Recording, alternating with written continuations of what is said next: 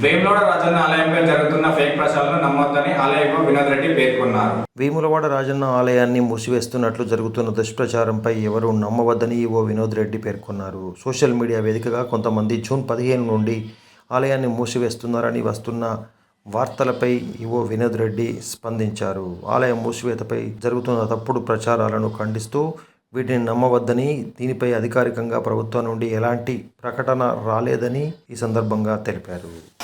దేవాలయం జూన్ 17 నుంచి బంద్ అవుతున్నట్లుగా సోషల్ మీడియాలో తప్పుడు ప్రచారం జరుగుతున్నది.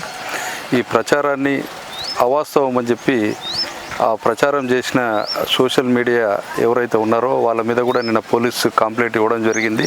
దేవస్థానం నుంచి కూడా మేము క్లారిఫికేషన్ కూడా పత్రికల ద్వారా, సోషల్ మీడియా ద్వారా, టీవీల ద్వారా కూడా ప్రచురించడం జరిగింది.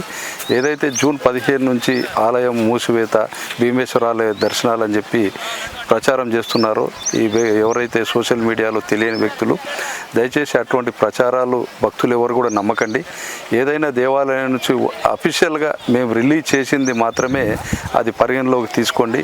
అంతే తప్ప ఈ యొక్క వదంతులు నమ్మి మీరు ఆందోళనకు గురి కావద్దని చెప్పి దేవాలయం తరఫున విజ్ఞప్తి చేస్తున్నాం.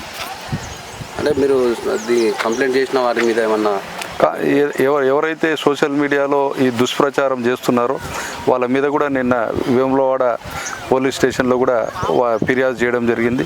పోలీసులు కూడా ఎవరు ఈ రకంగా దుష్ప్రచారం చేసి భక్తులను మనోభావాలు దెబ్బతీసి ఆందోళనకు గురి చేస్తున్నారు అని చెప్పి వాళ్ళు కూడా ఆ ఒక్క వ్యక్తుల కోసం అని చెప్పి గాలిస్తున్నట్లుగా మాకు సమాచారం ఇచ్చారు.